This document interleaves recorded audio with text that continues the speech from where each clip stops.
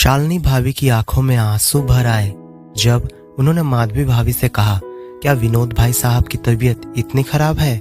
आप अकेले ही परेशान हो रही हैं? आशीष के नहीं आने पर शालिनी भाभी का दर्द छलक पड़ा। उन्होंने कहा, बेटा तो तभी तक सगा था जब तक उसे पैसे चाहिए था। अब उसका काम पूरा हो गया है तो अब हम लोगों से मतलब नहीं रखता। शालिनी और माधवी दोनों पड़ोसी थे जिनकी जिंदगी में उतार चढ़ाव की कई कहानियां थी। शालिनी भाभी का परिवार एक मिसाल था संघर्ष और मेहनत की। उनके पति रेलवे में ड्राइवर थे जो अब रिटायर हो चुके थे। शालिनी भाभी ने भी घर पर बच्चों को ट्यूशन देकर परिवार की आर्थिक स्थिति को मजबूत किया। उनकी 2 बेटियां और एक बेटा था। बड़ी बेटी एक स्कूल में टीचर थी जबकि छोटी बेटी बेंगलोर में नौकरी करती थी, लेकिन बेटे की पढ़ाई में रुचि कम थी जिससे वो इंटर में फेल हो गया। शालिनी और विनोद जी ने अपने बेटे को पढ़ाने के लिए काफी कोशिश की और आखिरकार वो इंटर की परीक्षा पास कर सका। आशीष की पढ़ाई की रुचि धीरे धीरे खत्म हो गई थी। वो किसी तरह डिप्लोमा कोर्स पूरा करके एक छोटी सी नौकरी करने लगा, लेकिन उसका दिमाग हमेशा पैसे कमाने के तरीकों में लगा रहता था।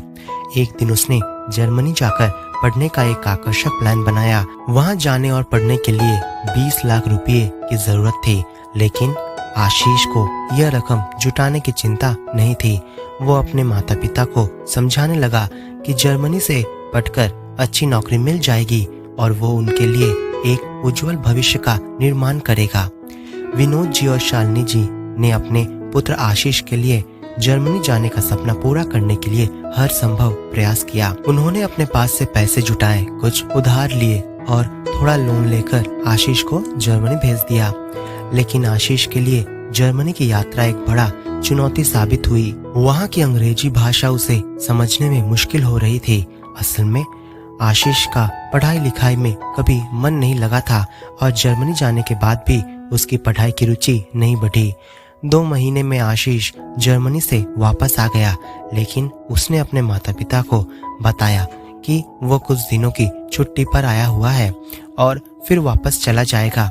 शालिनी जी भी लोगों को यही बताती थी कि आशीष कुछ दिनों के लिए यहाँ आया है और फिर वापस चला जाएगा, लेकिन असल में बात कुछ और ही थी। आशीष की जिंदगी में एक बड़ा बदलाव आया जब वो एक लड़की के प्यार में पड़ गया, लेकिन इस प्यार की कहानी में एक बड़ा ट्विस्ट था। आशीष ने अपने माता पिता की अनुमति के बिना उस लड़की से कोर्ट मैरिज कर ली थी, लेकिन आशीष के पास उस लड़की के साथ रहने के लिए पैसे नहीं थे और वो अपने माता पिता से पैसे मांगने से डरता था। इसलिए उसने जर्मनी जाने का एक झूठा प्लान बनाया था। लेकिन जब आशीष की शादी की खबर उसके माता पिता को लगी तो वे बहुत दुखी हुए और फिर एक दिन उस लड़की के पिताजी पुलिस के साथ आशीष के घर आ गए और आरोप लगाया कि आशीष ने उनकी लड़की को भगाया है। शालिनी जी ने बहुत कोशिश की उन्हें समझाने की कि इसमें उनकी कोई हाथ नहीं है, लेकिन वे नहीं माने। लड़की के पिताजी के पुलिस में रिश्तेदारों की मदद से शालिनी जी और विनोद जी को थाने में ले जाया गया और दिन भर वहां बैठाए रखा गया। शाम को मजबूरी में विनोद जी ने आशीष को फोन किया और कहा, तुमने हमें इस तरह से थाने में बैठा रखा है और हमें इसका भुगतान करना पड़ रहा है। लेकिन जब लड़की ने अपने पिताजी को फोन किया और बताया कि उसने अपनी मर्जी से शादी की है और इसमें आशीष के माता पिता की कोई गलती नहीं है, तो थाने में कुछ पैसे ले देकर वे बेचारे घर आ गए। लेकिन इस घटना ने शालिनी जी और विनोद जी को बहुत आहत किया।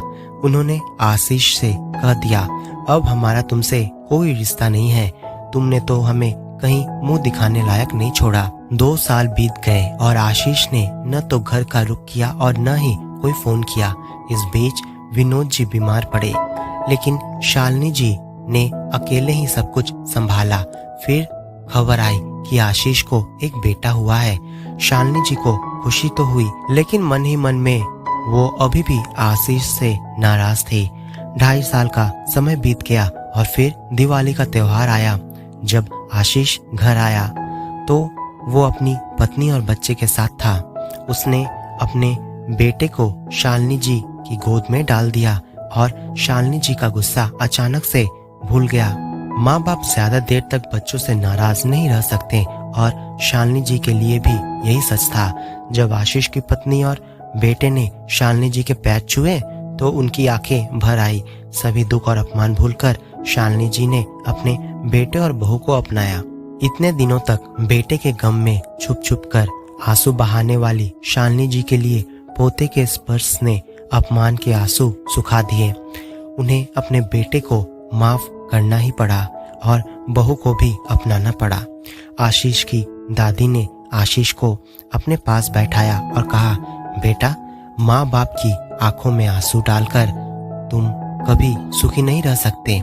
जिस घर की छत टपकती है वहाँ सुकून से नहीं रहा जा सकता। तुम्हारे माता पिता बुजुर्ग हो रहे हैं, तुम्हें उनका ख्याल रखने की जरूरत है। दादी ने आशीष को समझाया, अब तुम्हारी जिम्मेदारी है अपने माता पिता का ख्याल रखने की।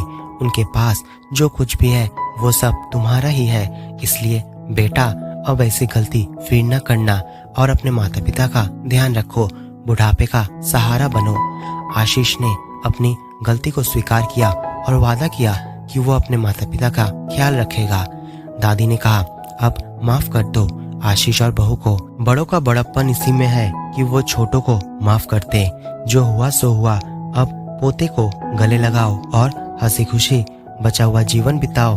इस जीवन का कोई भरोसा नहीं है। शालिनी जी ने अपने पोते अंश को गले से लगा लिया और कहा, हाँ ठीक है माँ जी, ऐसा ही करूंगी।